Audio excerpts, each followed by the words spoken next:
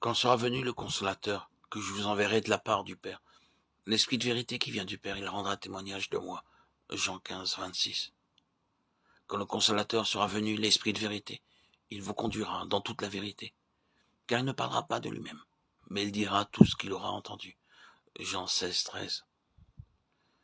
Dieu avait créé l'homme à son image, afin qu'en devenant semblable à lui, il peut partager sa gloire, pour devenir semblable à Dieu.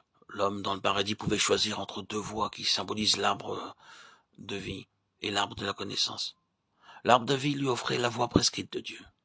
La vie l'eût doué de connaissance et lui amenait à ressembler à Dieu. En voulant la volonté de Dieu, en participant à la vie de Dieu, il serait devenu parfait. Satan lui indiqua l'autre voie, lui assurant que la connaissance était avant tout désirable pour devenir semblable à Dieu.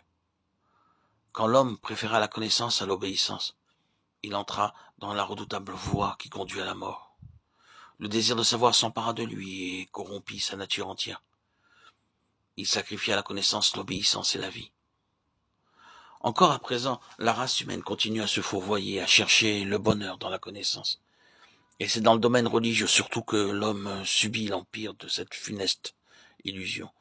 Même lorsqu'il reçoit l'écriture par laquelle Dieu se révèle à lui, c'est toujours avec un alliage de sagesse charnelle qu'il l'étudie. La vérité divine est dépouillée de sa force quand l'intelligence humaine s'en saisit, sans le secours de l'esprit, tandis que si elle pénètre dans son esprit comme Dieu le veut, elle devient sa vie. Lorsqu'elle n'atteint que la surface, que l'intelligence et la raison, elle peut bien occuper la pensée et lui plaire. Mais tandis qu'on attend d'elle une heureuse influence, sa force est réduite à celle de la sagesse humaine qui n'atteint pas la vie de l'esprit. Il y a une vérité naturelle toute humaine, une vérité d'intelligence et de sentiment qui n'est que l'ombre de la vérité divine. Celle-ci, au contraire, est effet et vérité. Elle fait saisir et posséder ce qui, pour d'autres, reste du domaine de la pensée. La loi ne pouvait offrir à l'homme d'autre vérité que cette vérité de type et d'image qui constituait la religion juive, tandis que Jésus lui a apporté la vérité, même la réalité, la vie divine, c'est lui, le Fils unique, venu du Père, plein de grâce et de vérité.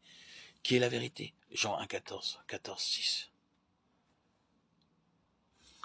Le mot véritable employé par Jean ne signifie pas le contraire de faux. Il désigne ce qui est réel, la parfaite réalisation d'une idée au lieu de ses manifestations imparfaites. 1,19. Jean 1,19. Quand notre Seigneur promet à ses disciples le Saint-Esprit, il l'appelle l'Esprit de vérité. Jean 16, 13.